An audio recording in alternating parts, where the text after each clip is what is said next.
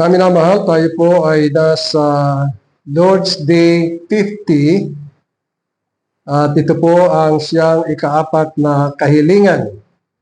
Na ang kahilingan ay bigyan mo kami ngayon ng aming pagkain sa araw-araw.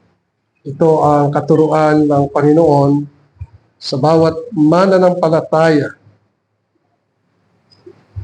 Kaugnay po rito ay nais ko pong basahin ang nasa mga awit, Kapitulo 103, Psalms 103. Ito ay awit ni David at tunay na makikita natin ang kagandahan ng kalooban ng Panginoon tungkol sa ating mga pangailangan ay kanyang ipinagkakaloob. Psalms 103. Ganito ang siyang isinasaad. Purihin mo ang Panginoon, o kaluluwa ko, at lahat ng nangasa loob ko ay magsisipuri sa kanyang banal na pangalan. Purihin mo ang Panginoon, o kaluluwa ko, at huwag mong kalimutan ang lahat niyang mabubuting gawa, na siyang nagpapatawad ng iyong lahat na mga kasamaan, na siyang nagpapagaling ng iyong lahat na mga sakit, na siyang tumutubos sa iyong buhay sa pagkakapahamak, at siyang nagpuputong sa iyo ng kagandahang loob at malumanay na mga kaawaan, na siyang bumubusog sa iyong bibig ng mabuting bagay, na anupat ang iyong kabataan ay nababagong parang agila. Ang Panginoon ay nagsasagawa ng mga matuwid na gawa at ang mga kahatulan na ukol sa lahat na naapi. Kanyang ipinabatid ang kanyang mga daan kay Moises, ang kanyang mga gawa sa mga anak ni Israel.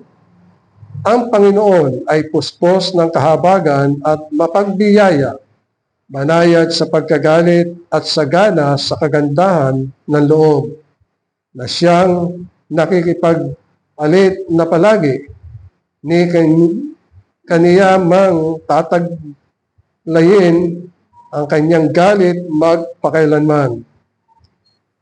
Siya'y hindi gumagawa sa atin ng ayon sa ating mga kasalanan, ni gumagantiman sa atin ng ayon sa ating mga kasamaan, sapagkat kung paanong ang mga langit ay mataas kaysa lupa, gayong kalaki ang kanyang kagandahan loob sa kanila na nangatatakot sa kaniya.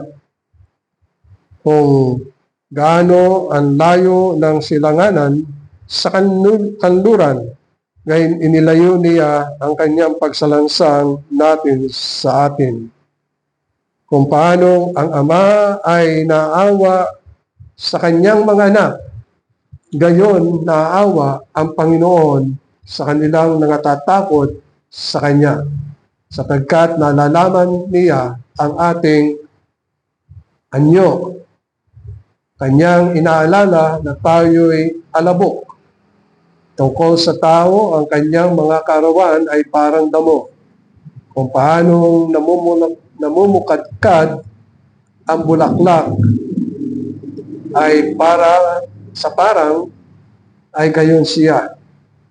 Sapagkat dinadaanan ng hangin at napaparam, at ang dahon yun ay hindi na malalaman. Ngunit ang kagandahang loob ng Panginoon ay mula ng walang pasimula hanggang sa walang hanggan na nangatatakot sa Kanya. At ang Kanyang katwiran ay hanggang sa mga anak na mga anak. Sa gayon, nag-iingat ng Kanyang tipan at nagsisialala ng Kanyang mga utos upang gawin. Itinatag ng Panginoon ang kanyang luklukan sa mga langit, at ang kanyang kaharian ay napupuno sa lahat. Purihin ninyo ang Panginoon, ninyong mga anghel niya, ninyong makapangyarihan sa kalakasan na gumaganap ng kanyang salita, na nakikinig sa tinig ng kanyang salita.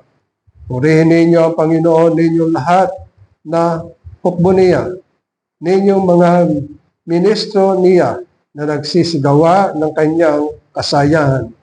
Purihin ninyo ang Panginoon ninyong lahat na gawa niya sa lahat ng dako na kanyang sakop. Purihin mo ang Panginoon o kaluluwa ko. Hanggang dito lang po ang ating pagbasa sa banal na kasulatan. Tayo po ngayon ay nasa Lord's Day 50. Ito po ang ikaapat na panalangin o petisyon na sabi po dito ay bigyan mo kami ngayon ng aming pagkain araw-araw. At sa Heidelberg Catechism ay meron po tayong tanong bilang 125 na ang tanong po dito ay alin ba ang ikaapat na kahilingan? Na ang sagot dito, bigyan mo kami ngayon ng aming pagkain araw-araw. Ibig sabihin, malugod po ninyo ipagkaloob sa amin ang mga bagay na kailangan ng aming katawan upang kayo ay aming kilalanin na kayo ang tanging bukal ng lahat ng mabuti na ni ang aming pag-iingat at kasipagan, ni ang iyong mga handog, ni ay pakikinabangan namin nang wala ang iyong pagbabasbas. Kung kaya kailangan na lumayo kami sa pagtitiwala sa lahat ng mga nilikha at ipagkatiwala ang lahat ng ito sa iyo lamang. So yan po ang tugon dito sa tanong bilang 125. Patuloy po tayong nag-aaral dito po sa Heidelberg Catechism tungkol sa itinuro ng Panginoon sa mga alagad. Sapagkat ang mga alagad ay inaalam nila ano ba ang dapat ukol sa panalangin. O kaya nga, ang sabi ng Panginoon, ito ang panalangin na tumawag sa Ama. Ama naming nasa langit, sambahin nawa ang ngalan mo. At pinagkakaloob naman sa atin ngayon ay tungkol sa ikaapat na panalangin. Ang nais ng Panginoon pagdating dito sa panalangin ay manalangin tayo araw-araw. Sapagkat ang pangailangan natin ay araw-araw. At ang kailangan natin para sa ating katawan ay pagkain araw-araw. So alam natin na malaki ang porsyento ng pagkain na kailangan natin sa ating katawan. Sapagkat tayo ay kumakain ng umaga, ng tanghali, at ng hapunan. May mga tao na sila ay kumakain ng agahan, pero hindi na sila kumakain ng tanghalian, kundi hapunan. So dalawa lang. Pero merong tinatawag na pagkain maliit lamang pagdating ng tanghali. Hindi talaga pagkain. O hindi talagang mabibigat na pagkain. Pero ito ang kailangan ng ating katawan. Sapagkat hindi tayo mabubuhay dito sa lupa kung walang pagkain sa ating katawan. Kailangan natin ay sustenance upang magawa natin ang mga bagay na inilaan ng Diyos dito sa lupa. Minabuti ng Diyos na tayo ay kumain. At sa pagkain, minabuti ng Panginoon na tayo'y manalangin. Sapagkat kung hindi gayon, hindi tuturo ng Panginoon ang tungkol sa panalangin at paghingi ng pagkain araw-araw. Sapagkat ang nasa likod ng paghingi ay yung paglapit sa Panginoon upang tayo'y maging malapit at intimate yung ating relasyon sa Panginoon. Sapagkat pag malayo yung ating kalooban sa Panginoon, napakahirap nun. Kasi hindi natin nalalaman kung ano ang ninanais ng Diyos sa atin. Pero pag yung tayo ay nananalangin, ibig sabihin, inaalam natin ang kanyang tunay na kalooban at inaalam natin ano ang ipagkakaloob sa atin ng Panginoon. Sapagkat itong sinabi ng Panginoon, bigyan mo kami ng aming pagkain araw-araw, ay sinabi ng Panginoon, ito ang hinahanap ng mga hintil. Pag sinabing hintil, ibig sabihin hindi sila mga mananampalataya. Sila yung nagpapayaman, sila yung nagtatrabaho para sa kanilang sarili o para sa kanilang sambahayan, pero hindi nila kinikilala ang bagay na ito ay nagmumula sa Panginoon. Katunayan na nagiging rason nila, abay, ako ang nagtrabaho di sa aking pagpapagal mangyayari ang aking pagkain. Pero ang hindi alam ng tao, ang nasa likod kung bakit siya nagtatrabaho, ang Diyos ang siyang may kaloob ng kanyang ginagawa. Halimbawa, o engineer, ay ang Diyos ang siyang gumawa noon upang siya ay maging engineer at siya ay makapaghanap buhay. At may kanya-kanyang mga linya. No?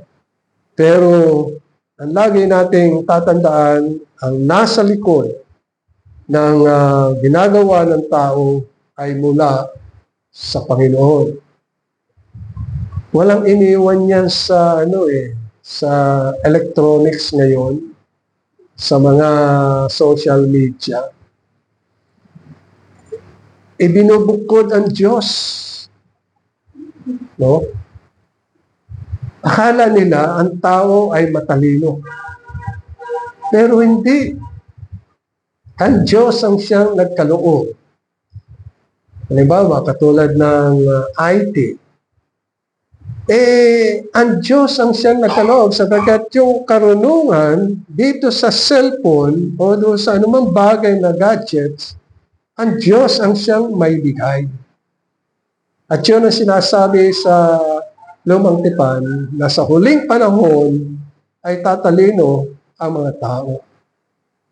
Pero ang hindi nakikita ng mga tao ay ang nasa likod ng kaalamang yan ay ang Panginoon Diyos. Siya ang nagkakaloob.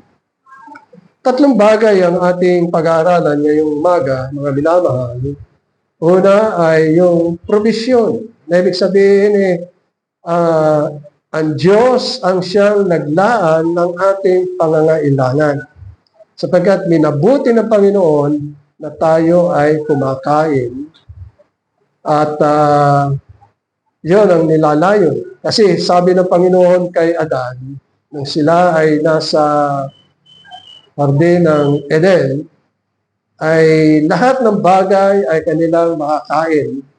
Ngunit ang isang bagay lamang na pinagbabawal ng Panginoon ay huwag kakain ng bunga, ng puno, ng pagkaalam, ng masama, ng mabuti at masama. Yan ang ayaw ng Panginoon. So lahat ay makakain. Pero noong magkasala si Adan, ay ipinagtabuyan at pinalayas ng Panginoon si Adan at si Eva doon sa hardin ng Eden. At ang sabi ng Panginoon, kakain ka sa pamagitan ng iyong pagpapagal. At yun ang siyang tinutukoy sa banal na kasulatan. At ang isang bagay na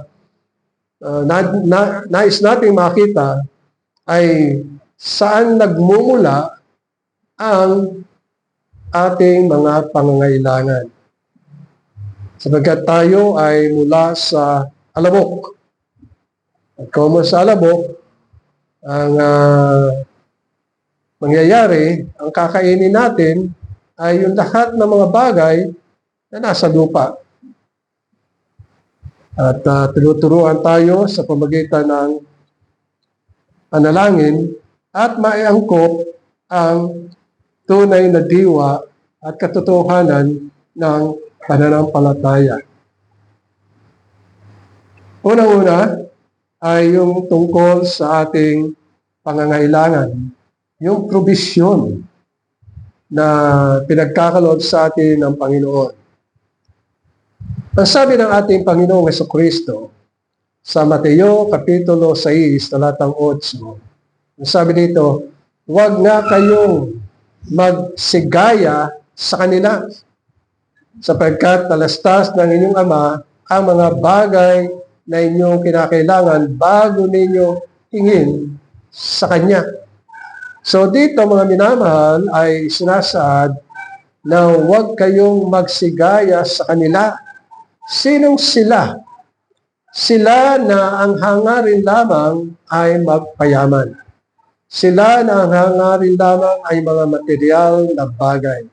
Sila na ang hangarin lamang ay yung kanilang katayuan ay mapabuti. Sila na ang hangarin lamang nila ay pansarili. Yun ang sinasabi ng Panginoon. Huwag kayong magsigaya sa kanila. Sapagkat ang turing ng Panginoon sa mga mananampalataya ay sila'y mga anak ng Diyos. At ang Diyos ang siyang tumutugon at sumasagot sa kanilang mga pangangailangan. At dito'y sinasaad ng Panginoon, sapagkat talastas ng inyong Ama ang mga bagay na inyong kinakailangan bago ninyo hingin sa Kanya.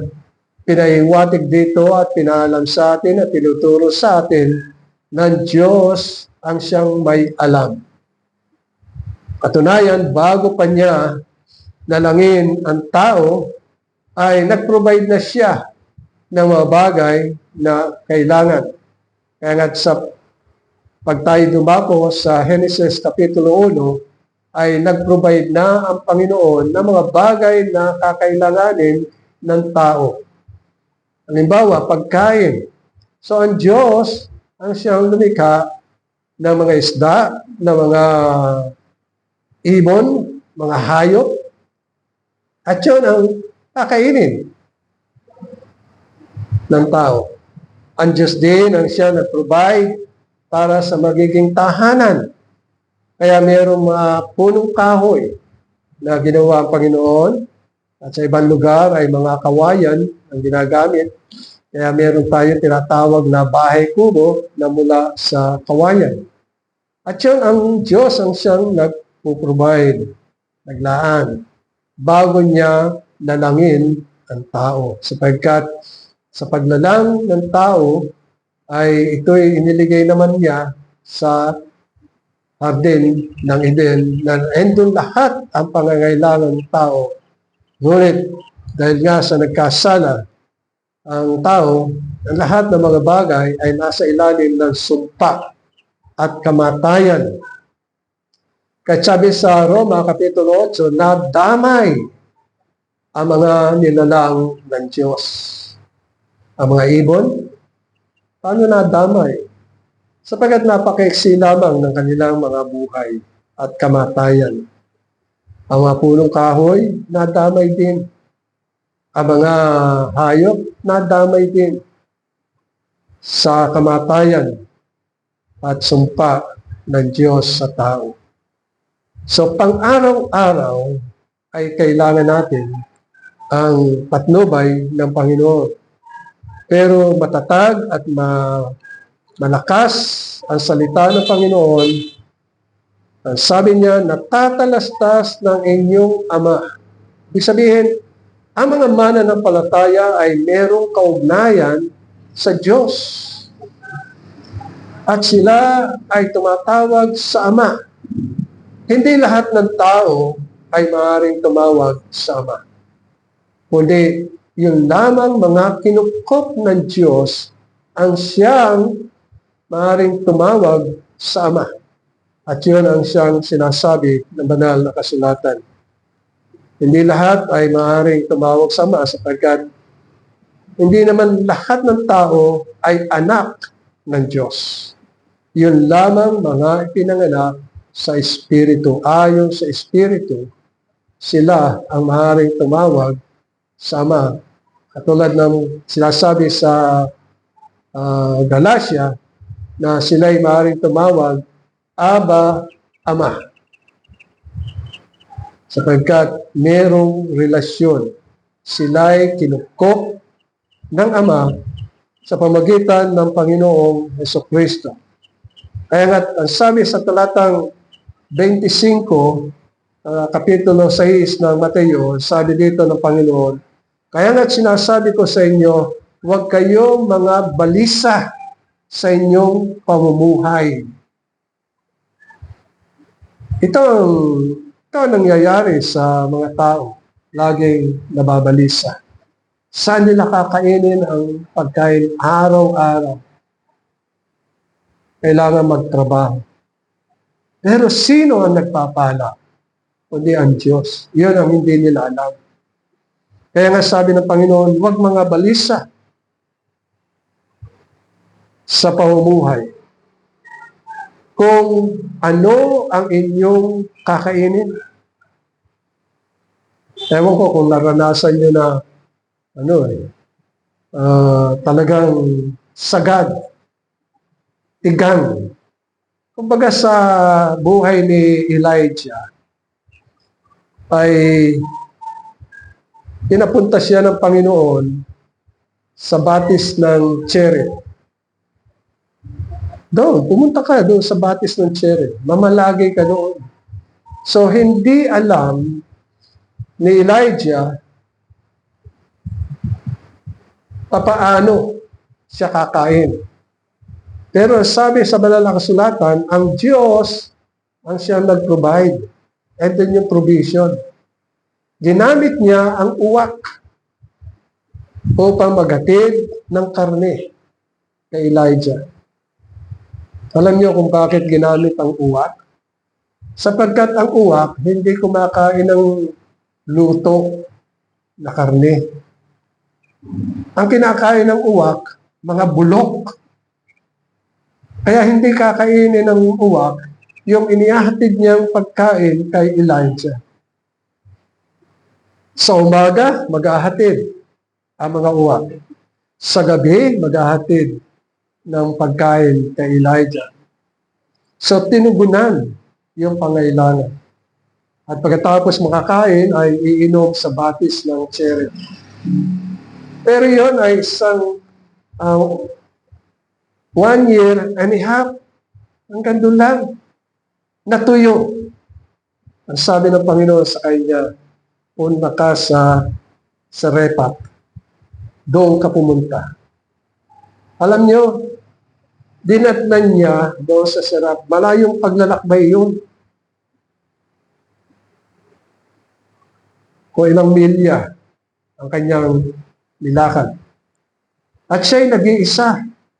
Pagdating niya doon, nakita niya yung balo at saka yung anak. Nangunguha ng patpat. Alam niyo yung patpat, yung mga pira-pirasong sanga ng puno na gagamitin nila para sa pagluluto ng kanilang tinapay.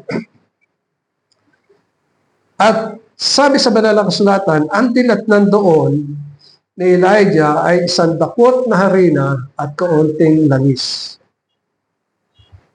At yun ang sinabi ng babae. Pero napatanto ng babae na siya ay lingkod ng Panginoon. Kasi ang sabi ni Elijah, pagluto mo ko ng pagkain, bigyan mo ko ng pagkain. At nangatwiran ang babae. Yung balo, sabi niya, isang dakot lamang ang nasa aming harina at konti lamang langis. Ano sabi ni Elijah? Sige, pagluto mo ko At pagkatapos ko makakain, kayo naman ang kakain. Sa pinagluto. At nung makakain si Elijah, sabi ni Elijah, o sige, kayo naman ang magluto at kumain. Binalikan yung pinaggalingan ng harina. Alam nyo ang nakita? Naroroon yung isang dakot na harina at yung kukunting langis. Kaya sa loob ng maraming taon, sabi sa banal na kasulatan, hindi natutuyo yung harina. Laging naroon yung isang dakot. Ilang beses sila kumain. Sa agahan, sa tanghalian, sa hapunan. Pag kumuha ng isang dakot, pagdating ng tanghali, naroon na naman yung isang dakot na harina. At kung makapagluto sila, pagdating ng gabi, naroon naman ang isang dakot na harina. Ibig sabihin, ang Diyos ang siyang nagpo-provide ng ating pangangailangan. Kaya sabi ng Panginoon, huwag mga balisa. Ang mga nababalisa ay yung walang pananalig sa Panginoon. Pero yung may mga pananalig sa Panginoon, hindi kinakailangang mabalisa kung ano ang kakanin o iinumin. At sabi niya, kahit sa inyong katawan, ang inyong pananamit. At sabi ng Panginoong Jesucristo, hindi baga mas higit ang buhay kaysa pagkain at ang katawan kaysa pananamit? So, ibig sabihin, batid na batid ng Panginoon ang ating pangangailangan. Kaya alisin ang tinatawag na pagkabalisa. Ang sabi dito. Kaya nga sa talatang 27, ang sabi ng Panginoon, at alis sa inyo ang sa pagkabalisa ay magdaragdag ng isang siko sa sukat ng kanyang buhay. Sabihin, sino ang magdaragdag ng inyong buhay?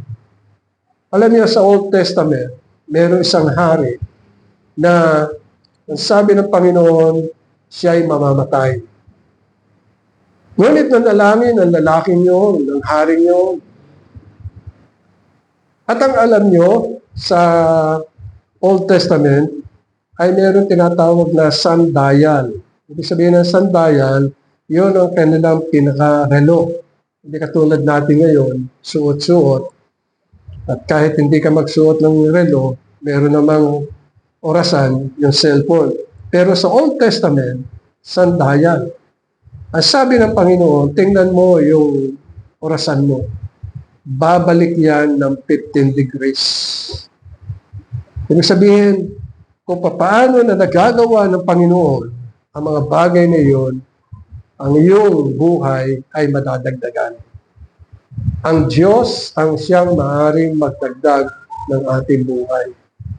Kaya pinapahayag sa atin na ang Diyos ay makapangyarihan sapagkat siya ang may lalang sa atin.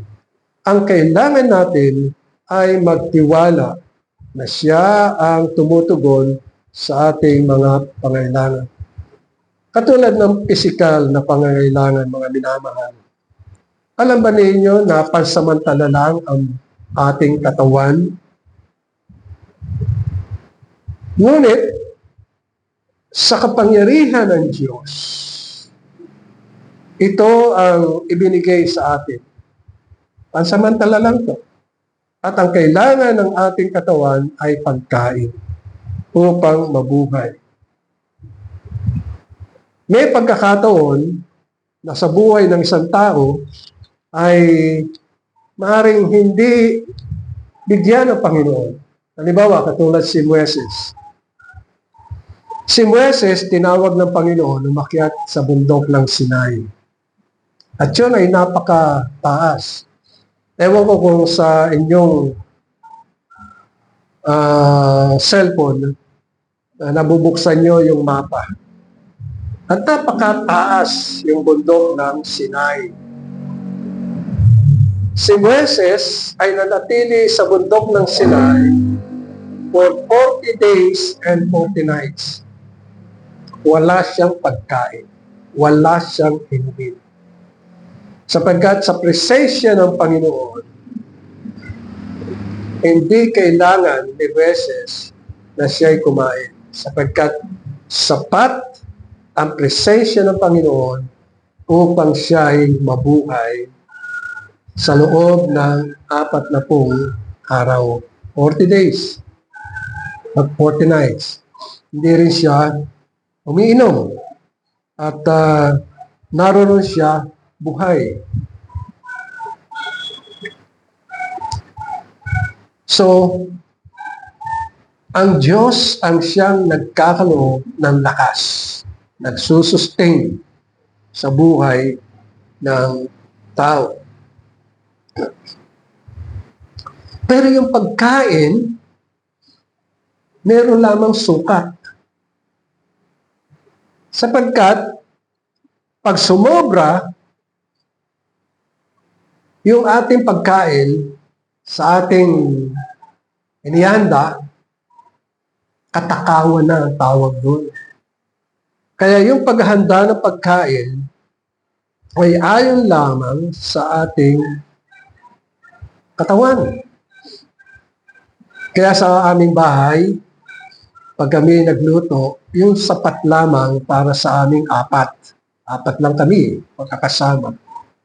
So kung kayo'y laging nag-iisa, ay sapat lang para sa nag-iisa. Sapagkat pag inubos natin ang mga bagay na inihanda natin ng sobra sa kakayanin ng katawan, eh katakawan na yun. At pagkatakawan, kasalanan na yun. Yun ang tinutukoy sa banal na kasulatan. Pero ang pagkain ay kailangan ay merong sukat. Kaya marami ang nagkakasakit dahil sa sobra-sobra yung kinakain. Kailangan merong sukat. Kaya ito'y pangunahing kailangan ng katawan. At least, pagdating naman sa tubig, ay isinasad sa atin na mga 8 glasses a day ang pag-inom natin ng tubig. Iyon ang suggestion ng iba. Sapagkat ang katawan natin ay binubuo ng maraming tubig.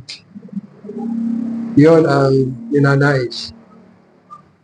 Kung kaya nga, ang mga bagay na ito, pagdating sa spiritual, ay pinaliliwanag naman ng Panginoon. Halimbawa, ang pagkain ng ating kaluluwa ay ang salita ng Diyos. Bakit salita? Sapagkat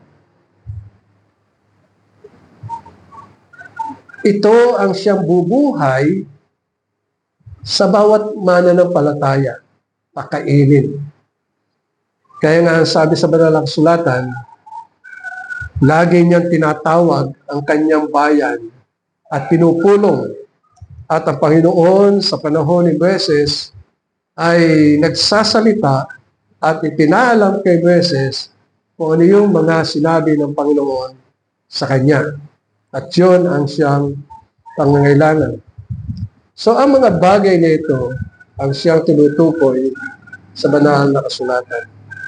So ano ang mga pangangailangan ng tao? Una, pagkain. Ito ang kailangan. Pangalawa ay tubig. Kailangan natin ang tubig. Pangatlo, kailangan natin ang pananamit.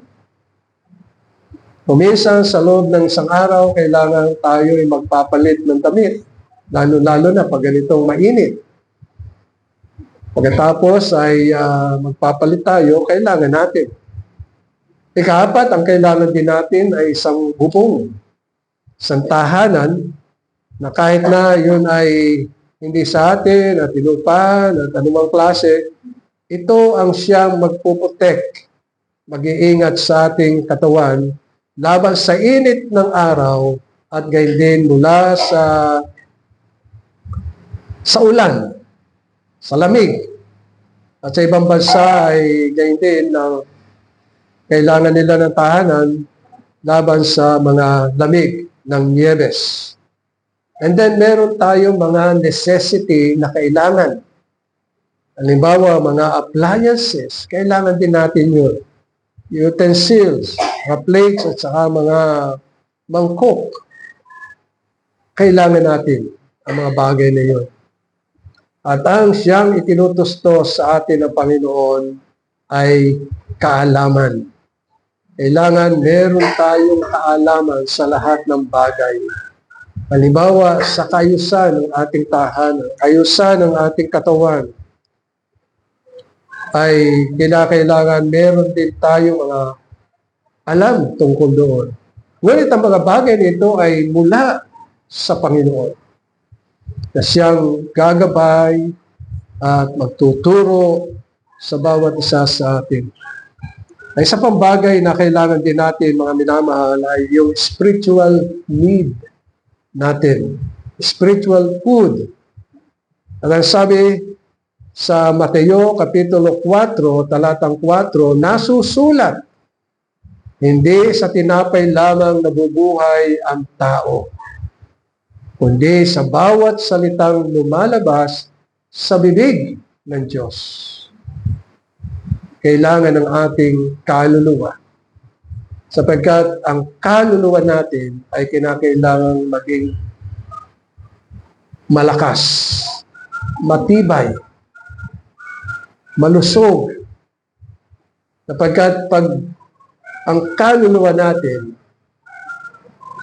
ay mahina, hindi natin kayang harapin ang mga tukso na dumadating sa ating pamumuhay. Ito ay nauukol lamang sa mga mananampalataya, sapagkat ang mga mananampalataya lamang ang mga tinutukso. Kaya tinutukso ay para gumawa ng kasalanan at talikuran ang Diyos. Yun ang ginagawa ng tukso. Pero kinakailangan at tayo ay lumalago sa salita ng Panginoon. Pakainin ang ating kaluluwa. At ano ang magdudulot ng salita ng Panginoon? Magkakaroon tayo ng kaalaman. Magkakaroon tayo ng karunungan. At tunay na nais ng Panginoon ay sumagana tayo sa kanyang biyaya.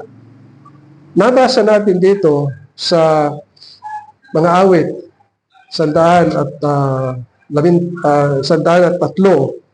ang tungkol sa awit ni David. Na dito ay kanyang iniisa-isa ang mga bagay na bakit siya nagpapasalamat. Sapagkat ang Diyos ay makapangyarihan at mabuti sa kanyang mga gawa. Una, sinabi niya ay isang bagay na siya ay nagpupurit, nagpapasalamat sapagkat ipinatawad sa kanya ang lahat ng kasalanan at siya ang nagpapagaling, ang Panginoon ang nagpapagaling sa lahat ng mga uri ng karamdaman. At yun ang siyang sinasabi niya. At ang sabi niya, ang Panginoon ang bumubusog sa kanyang bibig. Nanupat siya ay maihambing sa isang agila. Sabi ng talatang 5, ano pat ang iyong kabataan ay nababagong parang agila. Alam niyo ang agila, pag dumating yung pinaka-apek ng kanyang buhay, yung kanyang tuka ay nababali. Tapos, yung kanyang balahibo ay nalalagas. Pero sa panahon na ito'y nararamdaman niya, siya'y lumalakas. Bakit? Sapagkat muling tumutubo ang kanyang tuka at ang kanyang balahibo ay muling tumutubo sa bagong balahibo. Kaya nga, iyon ang sinasabi na nagbabago ang lakas ng agila. Kaya sabi niya, ano pat ang iyong kabataan ay nababagong araw agila. Maminamahal tayo pag tayo'y laging nagbubulay-bulay sa mga salita ng Panginoon. Nakakadamat tayo ng kalakasan ng ating kaluluwa. Ito ang dahilan kung bakit tayo ay narito upang ma-refresh, lumago, maging matibay yung ating pamuhay bilang mga anak ng Diyos. At dalangin natin ng mga bagay nito sapagkat ang lahat ng pinagmumulan ng lahat ng ating mga pangailangan ay ang ating Ama. God our Father is the fountain of all our needs, physically and spiritually. Nakita natin ang isang halimbawa sa Old Testament na matapos makatawid ang mga Israelitas sa dagat na pula, naglakad sila sa disyerto. Ano ang disyerto? Walang bagay na maaaring tumubo sa disyerto. Walang halaman na maaaring itanim. O hindi ka maaaring mag-alaga ng karaniwang hayop sa disyerto at ito'y mamamatay. Una, walang tubig. Walang makakain doon. Ngunit ang sabi sa banal na kasulatan, ang Diyos ang siyang nag-provide ng kanilang mga pangangailangan. Kaya ang utos ng Panginoon kay Moises, utusan mo ang mga Israelitas. Araw-araw kinakailangan gigising sila ng maaga. At sila'y kumuha ng tinapay na galing sa langit. Ang tawag nila doon ay mana. Araw-araw yun maliban kung Sabat. Wala. Sapagkat bago dumating ang Sabat, kinakailangan doble ang kanilang kainin. At yun ang sinabi ng Panginoon. Araw-araw. Kaya sa loob ng 40 years sa paglalakbay, ay tinugunan ng Panginoon ang kanilang pangangailangan. Araw-araw. Imagine, pinakakain sila ng Panginoon. At sabi ng Panginoon nga sa kanyang mga turo, natatalastas ng Diyos ang ating pangailangan sapagkat pinakakain ng Diyos ang mga ibon sa himpapawid. Ni hindi nagtatanim, ni hindi gumagapas, hindi nag-iimpok. Ngunit sila ay kumakain araw-araw. Ganun kasimple lang ang pananalig at pananampalataya na itinuturo ng Panginoon sa bawat mananampalataya. At nung panahon na walang tubig sa disyerto, ang sabi sa banal na kasulatan ay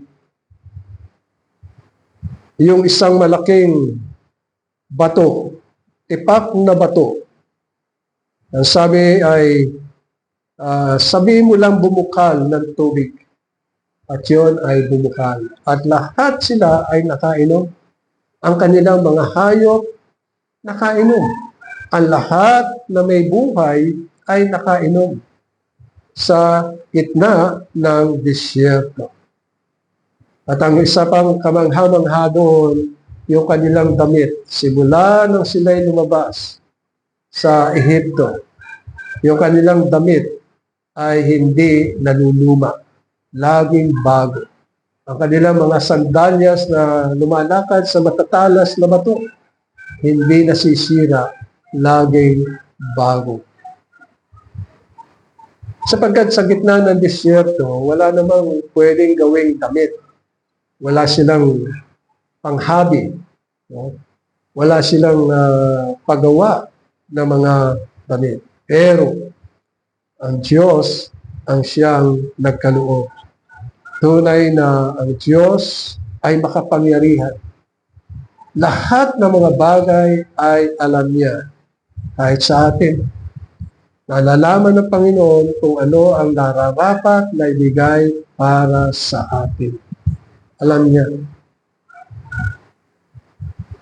Sapagkat ang Diyos ay omniscience, all-knowing.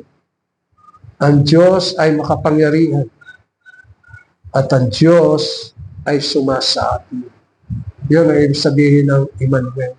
Sumasa atin. Sapagkat ang banal na Espiritu ay nananahan sa atin at nababatid ng banal na Espiritu ang ating mga pangangailangan. Kaya nga ito ang panalangin ni Pablo sa Efeso Kapitulo 3, talatang 14. Ganito ang siyang sinasabi niya. Dahil dito ay niluluhod ko ang aking mga tuhod sa Ama.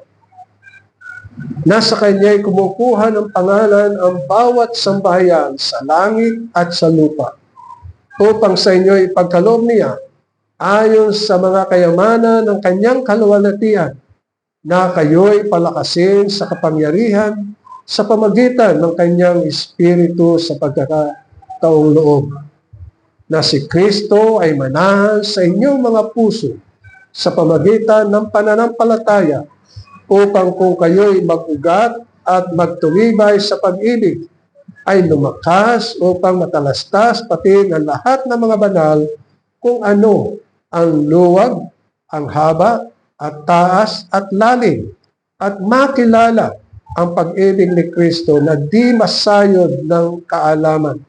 Yung salitang masayod ay na di maunawaan ng kaalaman, upang kayo'y mapuspos hanggang sa buong kapuspusan ng Diyos. Ito ang layon ng Panginoon sa ating pamumuhay habang tayo'y naghihintay sa pagdating ng ating Panginoong Jesucristo. Napakaganda yung panalangin ni Pablo sa bawat mananampalataya, at maging ganito rin ang ating panalangin sa Panginoon upang tayo'y tumibay na si Kristo ay manahan sa ating puso sa pamagitan ng pananampalataya at mag-ugat at tumibay at lumakas at matalastas natin ang pag-ibig ng Diyos at makilala ang pag-ibig ni Kristo, sabi sa verse 19, na di masayod ng kaalaman, upang kayo'y mga puspos hanggang sa buong kapuspusan ng Diyos. Tayo nagpapasalamat sapagkat ang nais ng Panginoon, tayo'y lumakad na puspos ng banal na Espiritu. Sabi nga ni Pablo, naway mapuspos tayo ng Kanyang banal na Espiritu sa pamumuhay araw-araw. Kaya nga, nasabi ng Panginoon yung tungkol sa pananampalataya. Sabi niya sa Marcos Kapitulo 11, talatang 23, sabi ng Panginoon Jesucristo, sinasabi ko sa inyo, ang sino mang magsabi sa bundok na ito, mapataas ka at mapasugba ka sa dagat, at hindi mag-alinlangan sa kanyang puso, kundi manampalataya na mangyayari ang sinabi niya at kakantin niya yaon. At sabi niya sa talatang 24, kaya nga sinasabi ko sa inyo, ang lahat ng mga bagay na inyong idinadalangin at hinihingi ay magsisampalataya kayo na inyong tinanggap na at inyong kakamtin. So yun ang tinutukoy dito.